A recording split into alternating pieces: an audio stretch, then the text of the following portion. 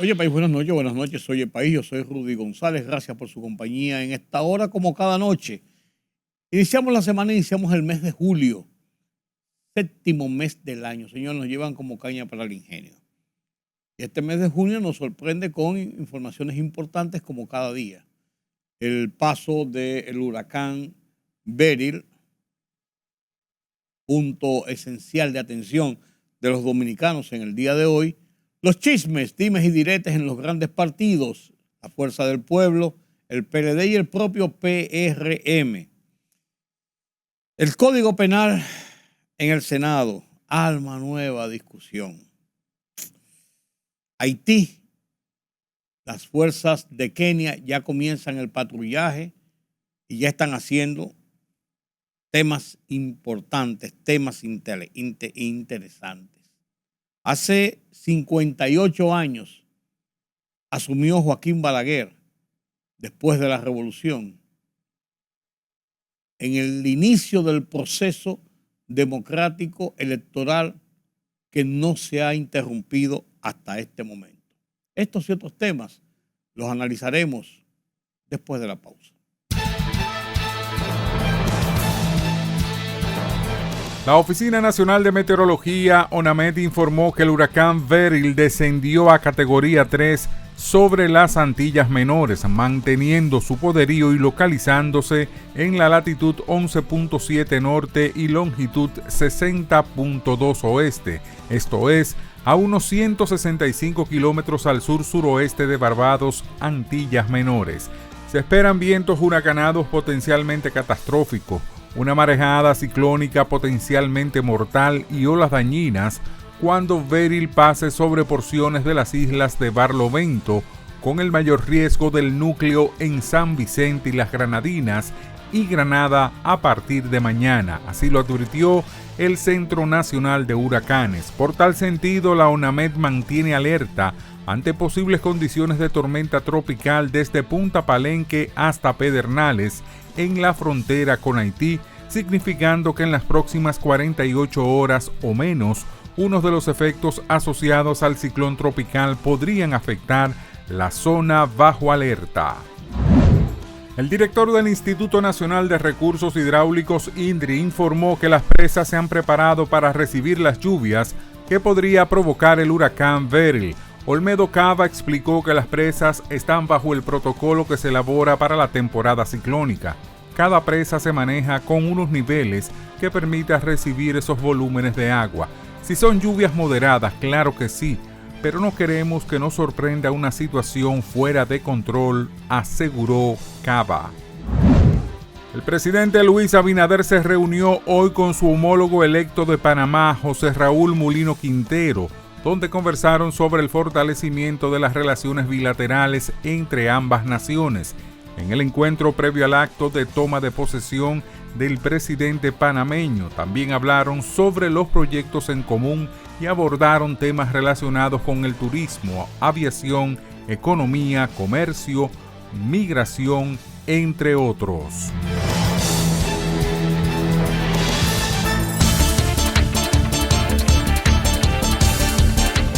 El 72% de los votantes registrados en Estados Unidos dice que el presidente estadounidense Joe Biden no debería postularse para la reelección, según encuesta elaborada por el medio CBS News y la firma YouGov, realizada después del debate del pasado jueves, lo que se traduce en un aumento de 9 puntos en comparación con la misma pregunta en febrero.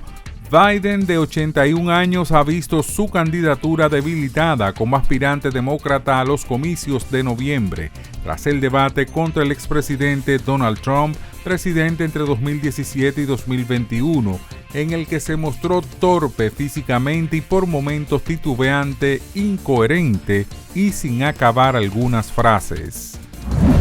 Los votantes franceses enfrentan una decisión crucial el próximo 7 de julio en la segunda vuelta de las elecciones parlamentarias anticipadas que podrían llevar al país a su primer gobierno de ultraderecha desde la ocupación nazi de la Segunda Guerra Mundial, o un parlamento sin ninguna mayoría.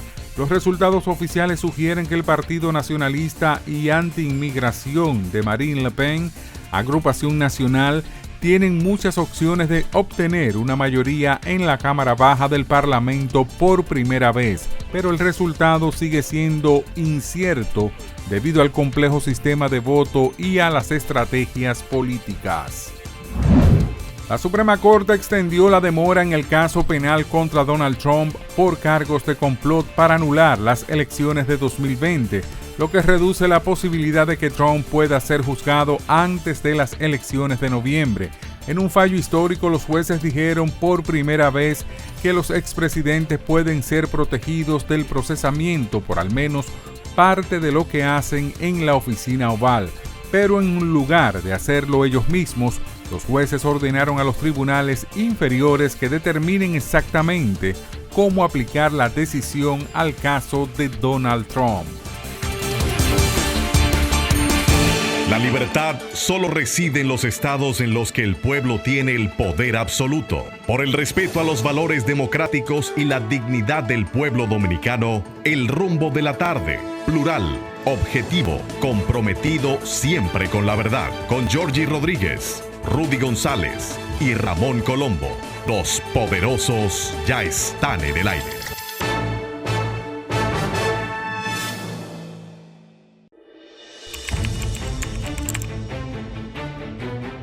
Periodismo de investigación, columnas, opinión, análisis, reportajes de fondo. Hora por hora, una completa plataforma multimedia. Periodismo con valor. Noticias horaporhora.com.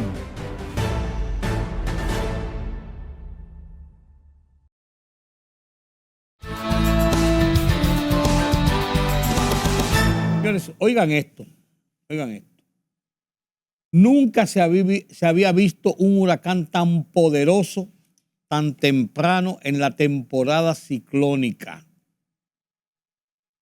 Así lo señalan y lo catalogan como poderoso y muy peligroso los meteorólogos del Centro de Huracanes de los Estados Unidos y los estudiosos de los fenómenos naturales aquí en República Dominicana.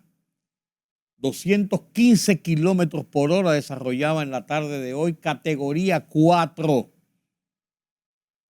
Y es de las pocas veces que se ha visto que un mal tiempo, un temporal, un fenómeno, entra al arco de las Antillas hacia el Caribe. O sea, los ciclones se producen en la costa norte de África, Cabo Verde, cruzan la parte del Atlántico y entran al arco de las Antillas, Antillas menores, para entrar a la región del Caribe.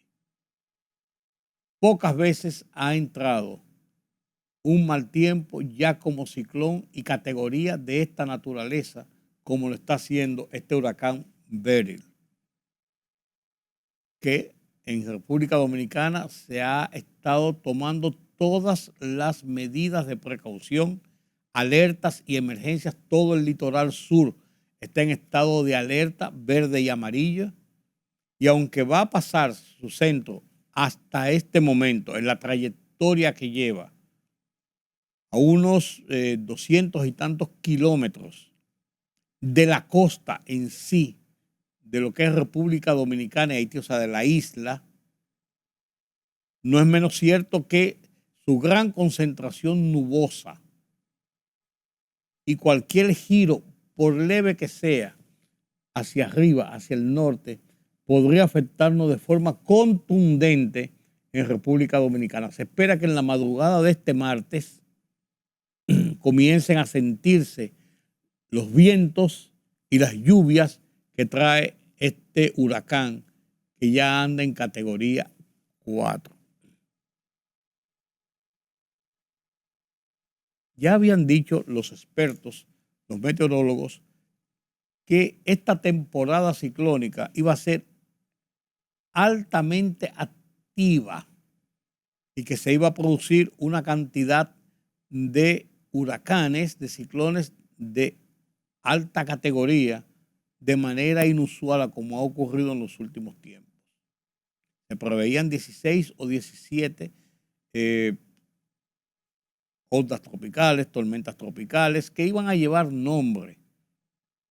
Y se hablaba de que entre 4 y 7 o 8 iban a convertirse en huracanes de categoría por encima de 2. Ya categorías de huracanes de marca mayor. El primero de estos huracanes, Alberto, se formó en el Golfo de México hace 2 semanas y provocó muertos en Salvador, Honduras, Guatemala y México. Se disipó por allá. Este viene en la ruta tradicional. Ustedes pueden ver el mapa. En la ruta tradicional que viene desde Cabo Verde, en el norte de África, hacia esta parte de la región del Caribe, buscando aguas más cálidas para convertir su fuerza en mayor, sus concentraciones de lluvia en mucho más amplias. Hay todo un operativo en República Dominicana, en las Antillas, pero en República Dominicana, muy amplio, para procurar evitar daños a la propiedad, daños de consideración, pero también pérdidas de vida. En los últimos tiempos, los huracanes, las ondas tropicales, las vaguadas, que han sido intensas, han provocado un reducido número de víctimas mortales por el hecho de las prevenciones que hacen las autoridades. No cabe duda que los boletines, la insistencia de las advertencias, los constantes anuncios de las horas, los momentos del paso de los disturbios, de las lluvias, de los vientos, las zonas por donde puede tener mayor peligro. Eso ha evitado, esa difusión amplia ha evitado males mayores. Qué bueno, y qué bueno. La gente está viendo que tiene que acostumbrarse y que tiene que darle seguimiento a lo que digan las autoridades, que esto no es un juego, señores. Esto no es una chercha para el sancocho, no, eso no es así. Pero ojalá que la gente tome conciencia de esta situación.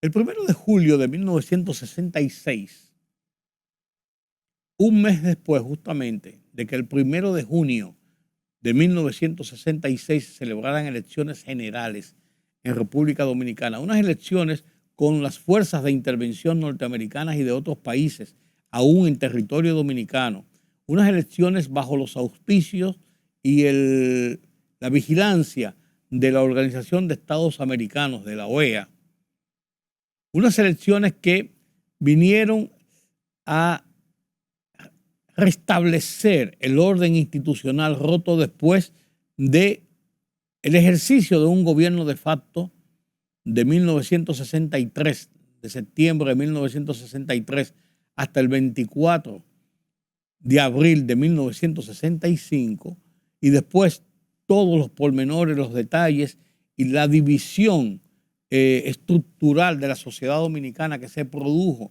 por la revuelta civil que comenzó el 24 de abril, revuelta cívico-militar que provocó una intervención militar. Después de esto, reorganizar el país no era tarea fácil. Se hicieron unas elecciones, el presidente Balaguer ganó de forma amplia y contundente al expresidente Bosch, que se presentó de nuevo para tratar de volver al poder y de llevar nueva vez al PRD al poder. Y ahí comenzó un proceso democrático con virtudes y defectos, con presiones, con fortalezas, con debilidades, pero un proceso democrático electoral que al paso de 58 años sigue rindiendo sus frutos, con virtudes y defectos, con tensiones, con denuncias, con divisiones políticas, con sofocones, como el de 1994, las tensiones de 1978, los cambios de gobierno sucesivos, los intentos de reelección del 15 y el 16, de la pandemia. Hemos ido cumpliendo cada 4 años el rigor de escoger por la vía de las urnas a nuestros gobernantes, presidentes, senadores, diputados, síndicos, regidores. Y esto, señores, es lo que habla bien de República Dominicana como una democracia estable y como una situación política y social estable. Así es, señores. Y hoy este aniversario del 1 de junio, del 1 de julio, no debe sorprendernos porque así hemos transitado a lo largo de los últimos años. Miren cómo pasaron estas elecciones municipales. Miren cómo pasaron estas elecciones presidenciales y congresuales. Sin las menores tensiones, sin el menor asomo ni de violencia, ni de quejas. Los principales dirigentes de la oposición admitieron en el primer boletín, después del primer boletín, su derrota y llamaron al presidente reelecto Luis Abinader, lo hizo Leonel Fernández, lo hizo Abel Martínez, para felicitarlo porque había ganado las elecciones. O sea, y al día siguiente, el lunes, después del 19 de mayo, la nación continuó con los muchachos en la escuela, la gente en su trabajo, la vida rutinaria de la capital, que en un momento habían tensiones hasta de una semana, en los días antes, los días después, pero no se interrumpió nunca el proceso institucional electoral. Y cuando nosotros vemos lo que pasó ahora en Bolivia, lo que está pasando en el Perú, lo que pasó en el Ecuador, lo que pasa en Centroamérica, por ejemplo, nosotros tenemos por obligación que felicitarnos como sociedad que vive un estado institucional estable. Vuelvo y digo, con virtudes y defectos, pero estable. No tenemos crisis política, no tenemos crispaciones de peligros de que los militares se alcen en sublevación contra el poder civil, no tenemos violencia callejera de corte político o social. O sea, hay que ver lo que pasa en el resto del mundo y si bien muchas veces nos quejamos de algunos episodios en República Dominicana, tenemos que convenir en que esa no es nuestra norma de costumbre. Nuestra norma de costumbre ya desde hace tiempo es el respeto a los procesos electorales, a los procesos institucionales y al afianzamiento del sistema institucional que vive el país. Enhorabuena, tenemos que darlos todos. Pues miren, para que ustedes vean, las cosas no son tan fáciles. Hay una serie de murmullos y de chismes a lo interno de los 3 principales partidos del país, por razones diversas. Y comienzo. En el PLD hay un estado de insubordinación soterrada por la derrota apabullante que sufrió el PLD en las elecciones del 19 de mayo. Apenas un 10% de la votación. Y hay cuestionamientos internos sobre responsabilidades, sobre los por qué del partido se derrumbó de esa forma y cuál va a ser su futuro inmediato. ¿Cuál va a ser su liderazgo inmediato? Y salen a la luz pública algunos de esos pormenores, pero en el murmullo, en los corrillos, como se dice, de la política, las versiones son intranquilizantes para la sostenibilidad del equilibrio político que tiene que establecer una oposición frente a un partido de gobierno y frente a un gobierno con mucho poder como es el presidente, como es el gobierno del presidente Luis Abinader y el PRM en estos momentos. Pero en la fuerza del pueblo, que son más ortodoxos y más encerrados, hay un tremendo problema a lo interno, porque hay grupos y hay dirigentes que ya hablan claramente y abiertamente de que Leonel Fernández no puede ser el único eje sobre el cual gira el partido. Cuando se habló los otros días de que él tenía algunos problemitas de salud y eso que se dijo, se desmintió y aparentemente no hay una situación seria que pueda comprometerlo. Fue motivo para que comenzaran ciertos grupos y ciertos dirigentes de la alta cúpula del partido a ver en su entorno la posibilidad de conformar nuevos liderazgos. Porque la Fuerza del Pueblo es un partido que está hecho y está conformado en el entorno de un líder, que es el único candidato, que es el único que toma las decisiones. Yo los otros días dije que el partido le dijo que no se reuniera, que la comisión política, eso es pura chabacanería. Todo el mundo sabe que ese partido se llama Leonel Fernández. Es más, dicen que la Fuerza del Pueblo es Leonel Fernández presidente, a ese extremo. LFP, Leonel Fernández presidente, la Fuerza del Pueblo. Hasta eso se habla. Pero es muy socorrido lo que está ocurriendo dentro del partido y se habla con nombres y apellidos de personas que están haciendo laborantismo interno, visitando comités, hablando por aquí, reuniendo apetencias, fuerzas, busca de solidaridad, de posicionar un nombre y una estructura, lo que apunta a que en el partido La Fuerza del Pueblo puede haber una rebelión interna en cualquier momento.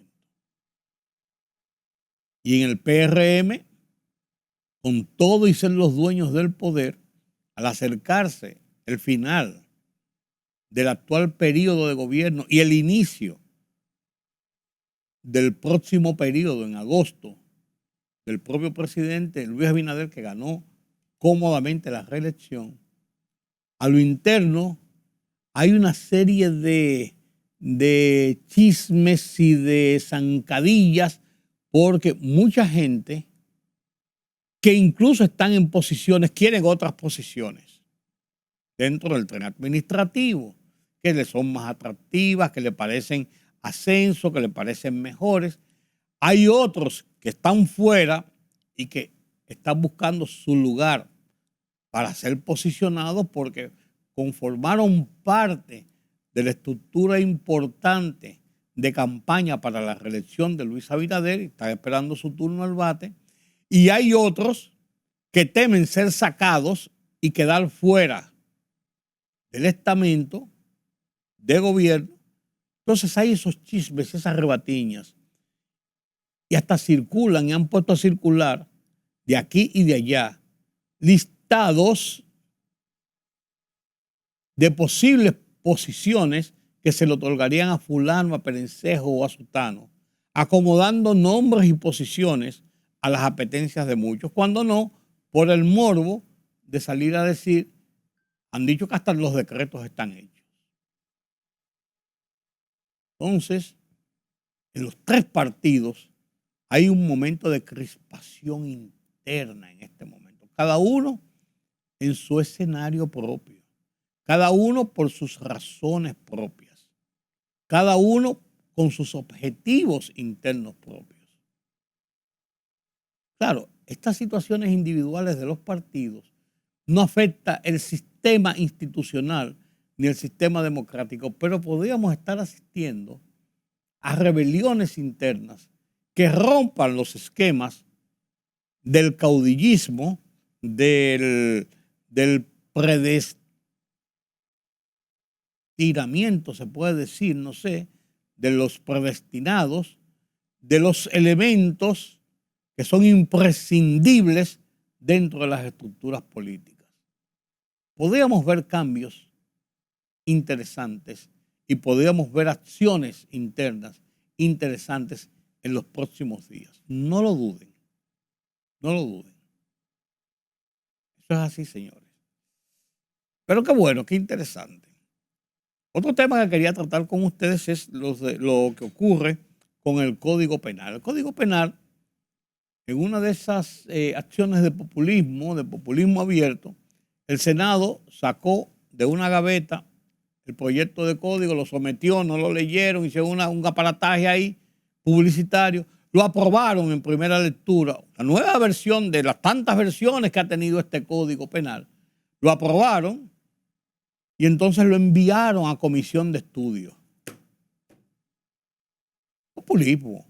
Pero esto ha revolteado de nuevo todo el tema de las famosas 3 causales, que ha sido el eje principal en el que gira esta discusión relativa al Código Penal, que tiene 20 años dando vueltas en el Congreso, donde no ha sido el tema, mejor dicho, ha sido el tema que más ha marcado, que más ha señalado, que más ha tipificado la irresponsabilidad de nuestros legisladores. Porque ese proyecto de código, después que dio tanta vuelta y finalmente se aprobó y se envió al Poder Ejecutivo, en ese caso en la época de Danilo Medina, y él lo observó y lo devolvió a las cámaras con observaciones, eso hace 7 u 8 años. Las cámaras estaban en la obligación de conocer las observaciones y aprobar o rechazar el proyecto, tomar una decisión sobre el mismo. Pues vino el tema de las 3 causales, el tema del aborto, la despenalización del aborto, que dividió la sociedad en posiciones encontradas, y los legisladores le cogieron miedo a eso y con su irresponsabilidad hicieron así, ¡wup!, y lo metieron en una gaveta. Y hace un año lo sacaron, hicieron una bulla y ¡wup!, lo metieron en otra gaveta. Y le quitan 3 comas y le ponen 4 puntos, se muere el proyecto, vuelven y lo introducen y ¡wup!, y vuelven y lo meten en una gaveta. Entonces el liderazgo político que controla las cámaras legislativas no ha tenido la fortaleza de hacer pronunciamientos directos y públicos sobre sus posiciones sobre esto y exigirle a los legisladores que cumplan con su obligación y sancionen el dichoso proyecto. O lo aprueban, o lo enmiendan, o lo rechazan. Pero el grado de irresponsabilidad es tan grande que lo mejor es guardarlo en una gaveta. Y los contrarios al proyecto se quedan callados y lo dejan ahí porque está tranquilo. Y mientras tanto prevalece la penalización del aborto, entonces ellos se quedan tranquilos. Los que están en contra del proyecto en el sentido de mantener, de eliminar la penalización del aborto, se quedan callados porque mientras esté así, saben que si lo alteran podrían tener ser perdidosos en la causa y entonces lo mantienen así, pero de que saca la cabeza a flote y el tema de las 3 causales comienza a ser cuestionado de nuevo y a estar en la palestra de ser dejado fuera, se altera y es una manifestación frente al Congreso. Entonces de eso se trata, señor. De la irresponsabilidad de nuestros congresistas. Populismo puro. Vamos a ver qué pasa. Vamos a ver qué pasa ahora. Esa es la realidad de lo que hay, señores. Permítame la pausa. La libertad solo reside en los estados en los que el pueblo tiene el poder absoluto. Por el respeto a los valores democráticos y la dignidad del pueblo dominicano, El Rumbo de la Tarde, plural, objetivo, comprometido siempre con la verdad. Con Georgie Rodríguez, Rudy González y Ramón Colombo. Los poderosos ya están en el aire.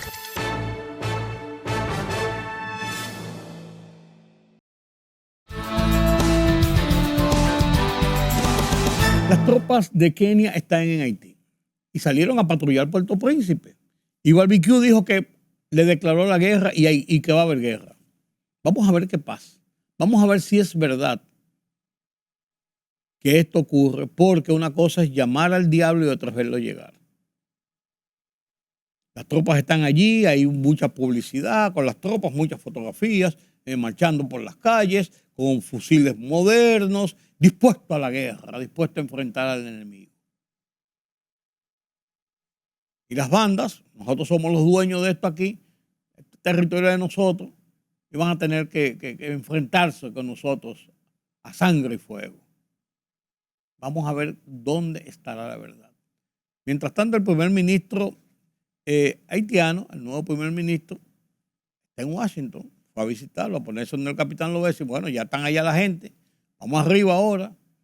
Nosotros queremos el apoyo decidido y abierto de los Estados Unidos para poder enfrentar esta situación de lo que se nos puede venir encima. ¿Qué va a pasar en Haití? El tiempo lo dirá. Ya todo lo que estábamos esperando está ahí. Se conformó un consejo presidencial provisional que está constituyendo una suerte de gobierno con un gabinete y con todas las estructuras que llamará en su momento a elecciones, sabrá Dios para cuándo, porque allá las cosas son así. Ya están las tropas de intervención para enfrentar las bandas. Las bandas dijeron primero que querían ser parte de los acuerdos para evitar conflictos. Y el primer ministro se envalentonó porque están las fuerzas de Kenia y dijo, no, que bajen las armas, que se entreguen y después vamos a ver qué pasa. Lo cual es la posición correcta, pero hay que saber cómo decirlo. Y entonces Barbecue echó para atrás y dijo, bueno, pues vamos arriba, guerra abierta. Le declaramos la guerra. ¿Qué pasará? No se sabe. Mientras tanto, nosotros estamos de este lado, sí, muy advertidos de lo que puede pasar y con mucha atención para garantizar la protección de nuestro país y de nuestra frontera. El tema internacional es el caso de Donald Trump y Joe Biden. Donald Trump ganó una batalla en el inicio de esta semana cuando la Suprema Corte de Justicia dijo que como presidente tiene un alto grado de inmunidad sobre las situaciones que ocurrieron el 6 de enero del año 2021, cuando fuerzas y grupos de desaprensivos que respaldaban a Donald Trump ocuparon, hicieron un desmanes en el edificio del Capitolio del Congreso de los Estados Unidos en acciones de violencia que degeneraron en 5 personas muertas. Algo que fue televisado a todo el mundo en vivo por las cadenas de televisión, que causó horror en los Estados Unidos y en el resto del mundo. Pues esta decisión de la Suprema Corte de Justicia es importante en la lucha que lleva Donald Trump en la justicia, donde ya tiene una condena por 34 cargos federales, pero en este caso de subversión a las leyes, de subversión pública, la Suprema Corte de Justicia le ha dado cierto grado de inmunidad, ya que un tribunal había solicitado que se le retirara la inmunidad para que fuera juzgado directamente por estos cargos. Entonces, y que pudiera ser incluso reducido a prisión. En este caso, esto se prolonga. Pero esto viene a colación y a cuento en el momento en que el tema del debate de la semana pasada ha puesto sobre el tapete la crítica situación del estado de salud mental principalmente y de movilidad del presidente Joe Biden, candidato a la reelección. En el Partido Demócrata hay alarma roja y andan buscando quién pudiera sustituir a Joe Biden como candidato, que no es todavía el candidato oficial.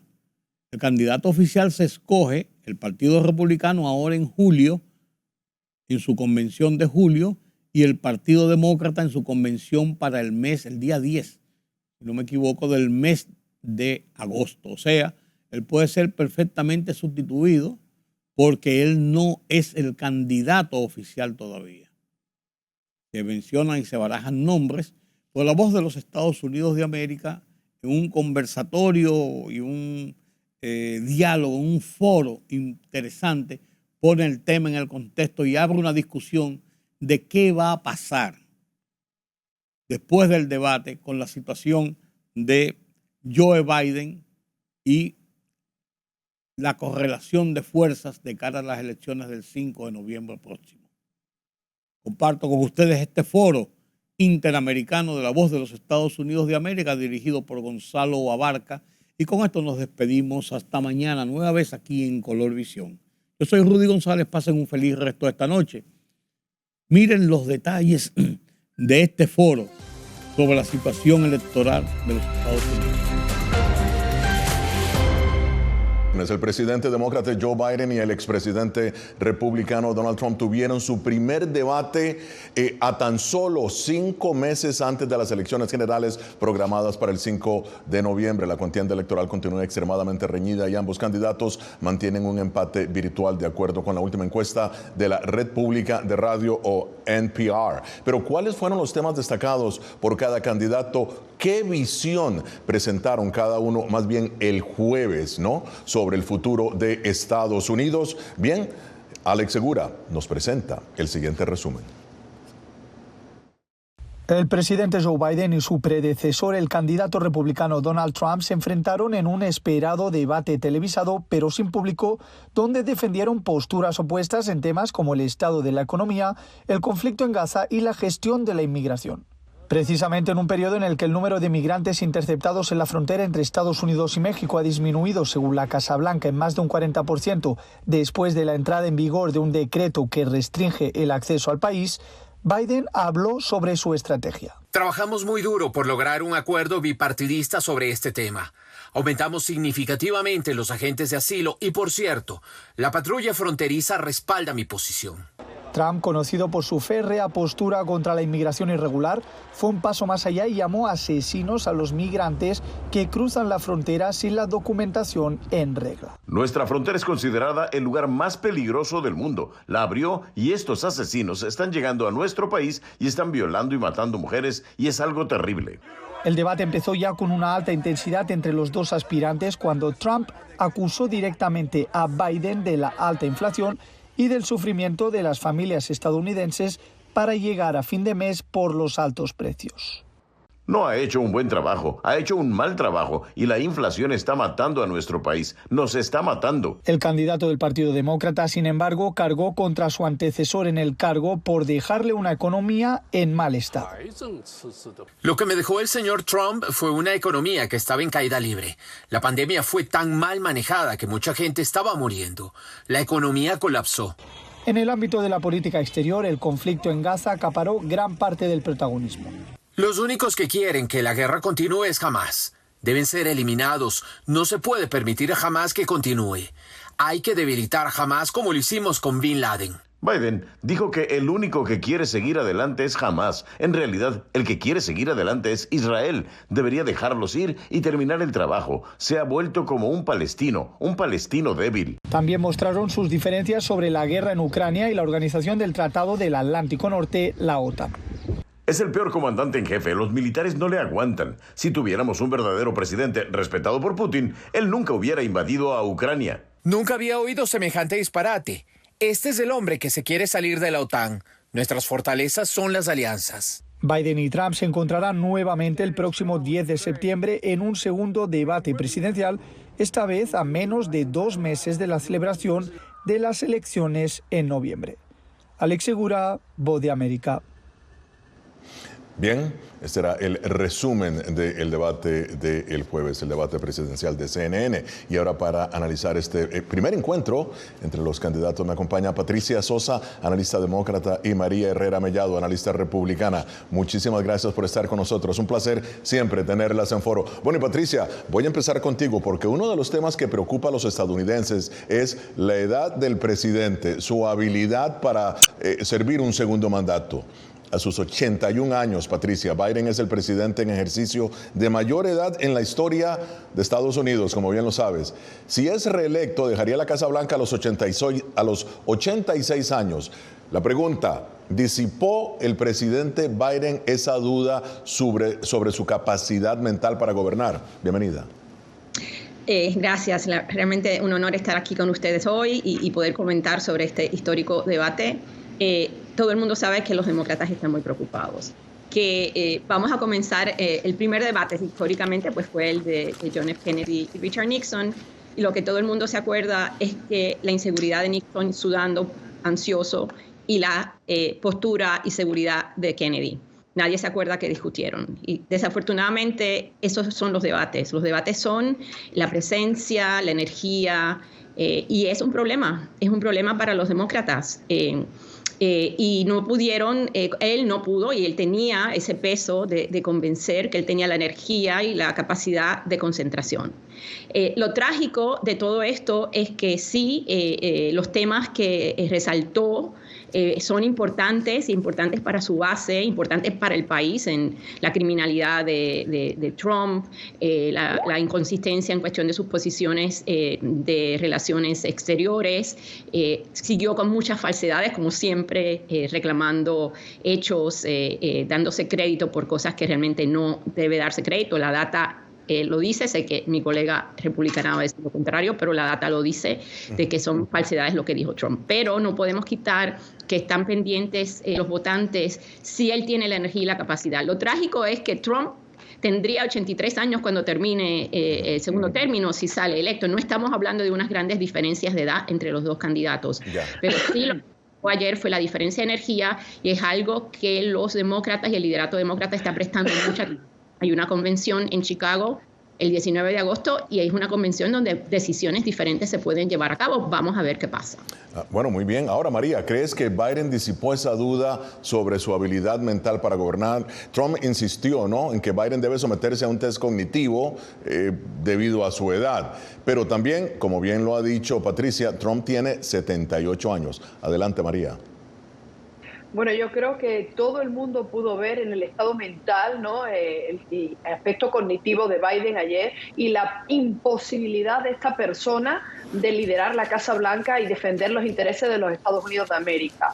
Yo creo que fue un debate inexistente, porque efectivamente fue incapaz de enlazar sentencias, es decir, frases coherentes, y defender unas políticas, por cierto, lamentables, que han llevado a Estados Unidos a un país que está siendo invadido, porque estamos hablando de más de 10 millones de inmigrantes que han entrado sin ningún tipo de control, porque el que diga lo contrario, les recuerdo que hace una semana asesinaron, estrangularon a una niña de 12 años, inmigrantes que han entrado en este mismo año y que han sido puestos en libertad condicional, algo que, como le dijo Trump, en ese momento hay que despedir a la gente que están permitiendo el acabar con los Estados Unidos de América, una política exterior que nos ha llevado a 2 guerras y la retirada y la pérdida multimillonaria de equipamiento militar, y además la desacreditación absoluta por parte de aliados y el empoderamiento de enemigos como Irán. Y la verdad que hablar de criminalidad cuando estamos hablando de un presidente, como le recordó el expresidente Trump, que intentó chantajear a los ucranianos para quitar a fiscales que investigaran a su hijo, cuando su hijo acaba de ser investigado, y un presidente además que no ha utilizado el Departamento de Justicia para politizar la justicia, pero que sobre todo también ha acabado con el sistema de justicia en los Estados Unidos. Sobre esto, eliminando delitos graves. Continuamos con el análisis con Patricia Sosa, ella es analista demócrata, y María Herrera Mellado, analista republicano. Pero antes de continuar el análisis, veamos lo que dijo tanto el presidente Biden como el expresidente Trump sobre el tema de la migración, uno de los principales que los estadounidenses están enfocando su atención. Biden dijo lo siguiente: separaba a los bebés de sus madres, los ponía en jaulas y se aseguraba de que sus familias estuvieran separadas. Esa no es la manera correcta de proceder. ¿Qué dijo Donald Trump? Donald Trump dijo lo siguiente: están matando a nuestra gente en Nueva York y California y en todos los estados de la Unión porque no tenemos fronteras. Ahora bien, Patricia, ¿cómo valoras la forma y profundidad del presidente Biden al abordar estos temas durante el debate? Bueno, él dijo lo que está diciendo todo el mundo, que son acusaciones falsas. Pero quiero hacer un comentario importante. Tenemos que entender la dinámica política del momento. Ningún otro candidato con 2 impeachments, residenciamientos, 4 casos criminales pendientes, estaría en la posición que está Donald Trump, el candidato legítimo del Partido Republicano. Eso quiere decir que él tiene una capacidad de convencimiento, tiene toda una maquinaria que ha podido negar la realidad que muchos hemos visto en primera instancia, ¿no? Entonces, ese es el reto principal de lo que tienen los demócratas, que no están en la contraparte en cuestión de responder y distorsionar la realidad, que es lo que están haciendo los republicanos. Lo digo porque sé que mi colega republicana va a defender a todo con los hechos que ellos interpretan y que han repetido, aunque son falsos. El consenso de la gente que conoce de inmigración es que el hecho que la mayoría de los inmigrantes, sí hay una crisis de inmigración, hay una crisis de inmigración que la va a heredar Trump, es una crisis de inmigración que va más allá y que Trump en cierto modo lo ha posibilitado porque negó una reforma legislativa que el Congreso estaba dispuesta a aprobar para tratar de darle recursos al gobierno para tratar el tema de la frontera. Le quitó esa autoridad, esa posibilidad de tener esa ley. El Tribunal Supremo está que nada de lo que quiera hacer Biden, miren lo que pasó, quería darle legalidad a las esposas de los diplomáticos, que cosa más benigna que eso, y el Tribunal Supremo dijo, no, ustedes no tienen la autoridad legal para hacer eso, tiene que ser el Congreso. Entonces, el presidente está limitado en lo que puede hacer. La data demuestra que no son todos unos criminales, unos locos, ni es la causa principal de criminalidad ni homicidio en los Estados Unidos. Pero esa es la historia que ellos están diciendo, la están repitiendo y tienen esta capacidad mediática de distorsionar la realidad y de convencer a los votantes. Eso es lo que nos tenemos que poner a pensar. ¿Qué ha pasado en este país que es posible distorsionar la realidad a ese punto en la que este candidato, que sin ninguna duda en todas las cortes y toda la data que tenemos refleja que es una persona sin moral, una persona que miente, una persona que manipula, sea el candidato principal de este partido? Ahora, María, ¿cuál es tu valoración acerca de la forma en que el expresidente Trump trató el tema de la inmigración, ¿no? ¿Crees tú, hubo consistencia en su postura tradicional o varió en alguna medida debido al calor electoral? No, vamos a ver, yo para empezar soy abogada de inmigración y les puedo decir que no es que exista una crisis en la frontera, por lo cual además los demócratas lo han negado durante años, es que existe la mayor crisis en la historia del Departamento de Seguridad Nacional de los Estados Unidos, una crisis que ha permitido la entrada de más de 600 personas de países que promocionan el terrorismo. Estamos hablando que se ha infiltrado y ha penetrado el Tren de Aragua, una banda venezolana de crimen organizado que está asesinando a niñas y a mujeres en este país, que está usurpando y está metiéndose en apartamentos y además colaborando con la Mara Salvatrucha. Estamos hablando de que lo que dijo Donald Trump tiene todo el sentido. Por cierto, Patricia, hablando de niños y separación de niños, 85.000 menores en este país están perdidos y no se reagrupan no por culpa de Trump, sino por culpa de Biden, que dijo que todo el mundo podía entrar de forma legal. ¿Y saben dónde han acabado los niños? En bases militares, en orfanatos. ¿Saben lo que hago yo? Muchas veces nos llaman los padres de Centroamérica porque no saben dónde están sus hijos,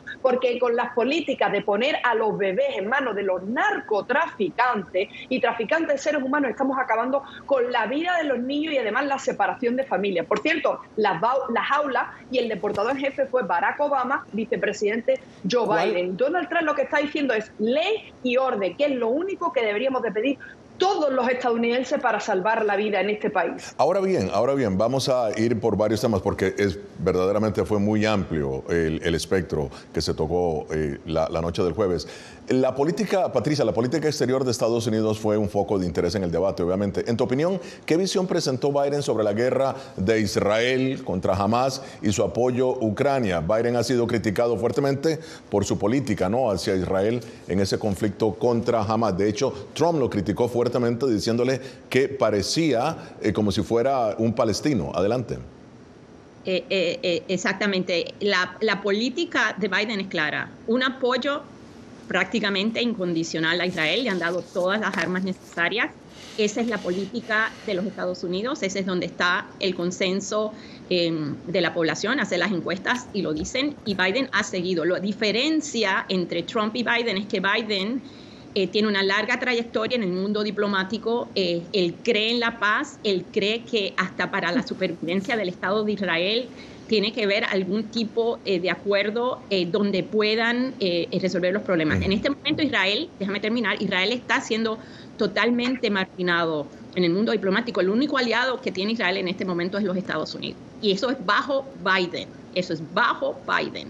Lo que pasa es que Biden entiende las complejidades del problema y cree que ya está establecido el control del Estado de Israel y que la crisis de los refugiados palestinos es real y no están de acuerdo que seguir militarmente, especialmente en el área de Rafah, donde hay tantos refugiados, realmente va a resolver el problema, ¿no? Hay una diferencia de las tácticas militares. Ahí puede ser donde hay una diferencia con el Estado de Israel, y no es solamente Netanyahu y Estados Unidos, sino en el mismo Israel hay mucha gente que se opone a la política de Netanyahu. Netanyahu sigue con su política porque tiene el control de los militares y tiene el control del gobierno, pero hay mucha diferencia. Pero no hay ninguna diferencia en el que Biden está apoyando al Estado de Israel casi de una manera incondicional, y su política de apoyar con armas, con estrategia militar, continúa. Y en la parte final de Foro de la Voz de América, María, tus conclusiones brevemente. Bueno, vimos a un Biden completamente mermado, una persona que sabemos que no va a llegar ni a noviembre. Los demócratas ya estarán por ahí intentando elegir a un reemplazo. Esperemos que no sea Kamala Harris, una progresista radical que quiere acabar con la vida de los seres no nacidos, y por supuesto ha sido el peor fracaso en política inmigratoria. Le tenemos mucho que agradecer al expresidente Donald Trump en un legado de seguridad y paz en el mundo. Y como él dijo, las últimas palabras antes del ataque al Capitolio: andemos de forma patriótica y pacífica. Gracias por un legado de prosperidad económica, una frontera segura y un auge en el empleo de las mujeres y la minoría. Mucho que hacer y mucho que avanzar. Patricia, tu análisis. Me encanta la pasión de María, esa retórica que, aunque la realidad sea todo lo opuesto, de que Trump está en una campaña con una agenda de odio, de venganza, para protegerse. Tiene que ganar las elecciones, porque si él no gana las elecciones, lo que viene son más casos criminales. Y el tema es, yo creo que este debate no cambia la trayectoria. La trayectoria ya se ve que las encuestas están cada vez más favoreciendo a Trump. Entonces los demócratas sí tienen que ponerse a pensar qué tenemos que hacer para que esto cambie. El debate no lo va a cambiar, ¿no? El debate lo ayuda a los republicanos a enfatizar ese aspecto de que Biden a lo mejor no está equipado para ser presidente. Y esa es una realidad que tenemos que confrontar, porque lo que viene con la agenda republicana es odio, puro odio. Y además que sí, Biden tiene un legado importante que ha dejado en la inmigración, en la economía y en la defensa. Bueno, muchísimas gracias a Patricia Sosa y a María Herrera Mellado. Llegamos así al final de esta edición de Foro. Nos vemos la próxima semana. Desde Washington, les habló Gonzalo Abarca.